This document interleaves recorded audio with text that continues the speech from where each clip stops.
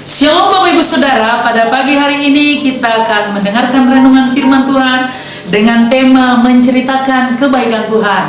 Mari kita buka Alkitab kita dari 2 Raja-Raja pasal 5 ayat yang ke-15. Demikian firman Tuhan.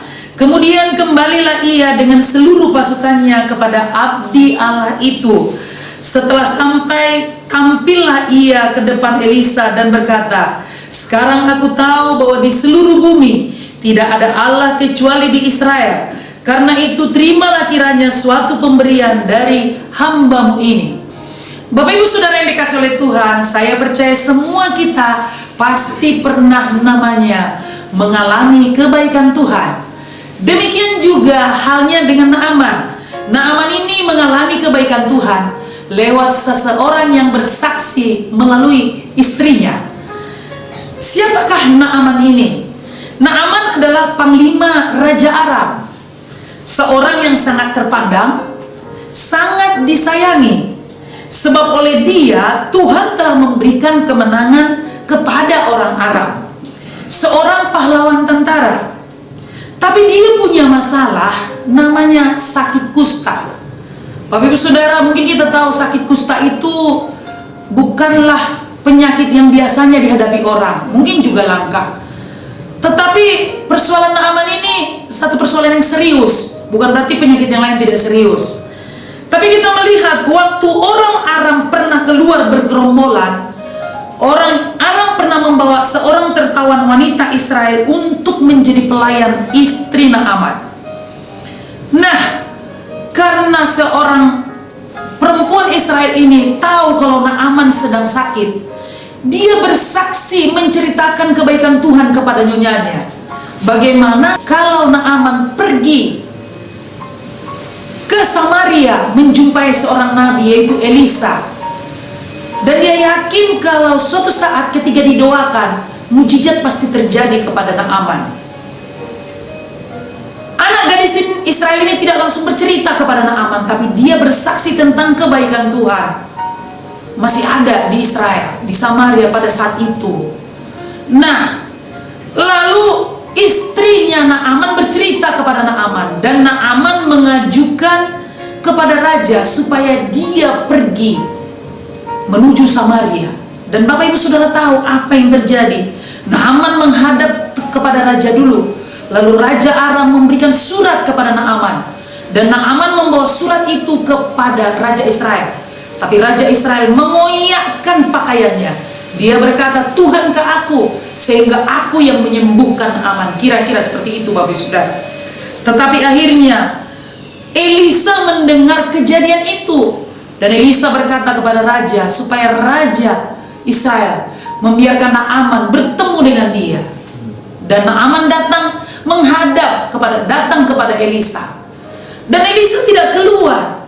Elisa hanya menyuruh suruhannya supaya Naaman membenamkan tubuhnya 7 kali. Saya bacakan ayat 9. Kemudian datanglah Naaman dengan kudanya dan keretanya, lalu berhenti di depan pintu rumah Elisa. Elisa menyuruh seorang suruhannya kepadanya mengatakan, "Pergilah mandi 7 kali dalam sungai Yordan, maka tubuhmu akan pulih kembali sehingga engkau menjadi tahir." Tapi Naaman menjadi gusar, kok disuruh ke sungai Yordan? Sungai yang lain kan masih banyak yang lebih bagus. Kira-kira begitu Bapak Ibu Saudara. Tetapi sekali lagi, pegawai-pegawainya dalam ayat yang ke-13 saya bacakan, tetapi pegawai-pegawainya datang mendekat serta berkata kepadanya, "Bapak, seandainya nabi itu menyuruh perkara yang sukar kepadamu, bukankah Bapak akan melakukannya? Apalagi sekarang ia berkata kepadamu, mandilah dan engkau akan menjadi tahir." Bapak Ibu Saudara tahu apa yang terjadi? Maka Naaman pun melakukannya. Di ayat 14 Alkitab berkata, "Maka turunlah ia membenamkan dirinya 7 kali dalam sungai Yordan, sesuai dengan perkataan abdi Allah itu.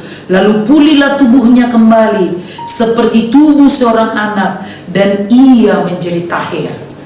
Ketika Naaman taat kepada perkataan Elisa, dan pasti Elisa mendapat wahyuan juga dari Tuhan, dan kita melihat, maka Tuhan menyatakan mujizatnya kepada Naaman. Kenapa Naaman bisa mengalami kebaikan Tuhan? dan punya statement sampai dia berkata dalam ayat 15, saya bacakan sekali lagi. Kemudian kembalilah ia dengan seluruh pasukannya kepada abdi Allah itu. Setelah sampai, tampillah ia ke depan Elisa dan berkata, sekarang aku tahu bahwa di seluruh bumi tidak ada Allah kecuali di Israel. Karena itu terimalah kiranya suatu pemberian dari hambamu ini. Kenapa Naaman sampai bisa mengalami kebaikan Tuhan? Karena ada orang yang menceritakan. Memang tidak langsung kepada Naaman, melalui istrinya, bahwa di Israel masih ada Allah, walaupun melalui nabinya yang dipakai, yaitu Nabi Elisa. Tapi akhirnya Naaman mengetahui bahwa ada Tuhan di Israel. Bukan hanya Naaman, Alkitab berkata, dan juga pasukannya, mereka datang. Tapi Naaman mengakui kedaulatan Tuhan. Bapak Ibu Saudara yang dikasihi oleh Tuhan, apapun masalahmu hari-hari terakhir ini, percayalah kepada perkataan firman Tuhan. Percayalah kepada Tuhan Yesus.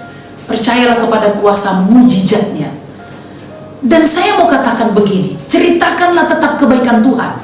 Di tengah-tengah situasi sekarang, tetaplah menceritakan akan kasih Tuhan, kebaikan yang kita alami, atau perkara-perkara yang kita alami. Kalaupun sekarang belum ada jalan keluarnya, kalaupun seandainya sampai Tuhan memanggil kita, belum ada jalan keluar, berarti itulah yang terbaik bagi Tuhan.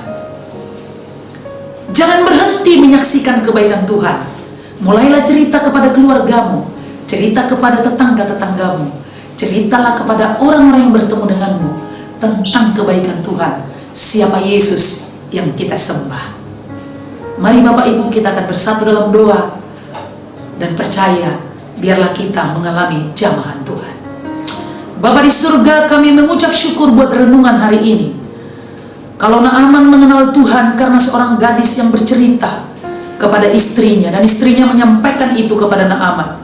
Biarlah kami juga menceritakan kebenaran-kebenaran firman-Mu, menceritakan Yesus bahwa Dialah juru selamat, menceritakan bahwa Yesus adalah satu-satunya jalan keselamatan, menceritakan bahwa masih banyak perkara-perkara yang bisa dilakukan oleh Tuhan Yesus, bahwa Dia Allah yang besar, yang sanggup melakukan segala perkara. Biarlah setiap perkataan yang keluar dari bibir mulut kami, kebenaran-kebenaran firman-Mu, tidak akan pernah kembali sia-sia. Dalam nama Bapa, Anak, dan Roh Kudus, kami mengucap syukur dan berdoa. Amin.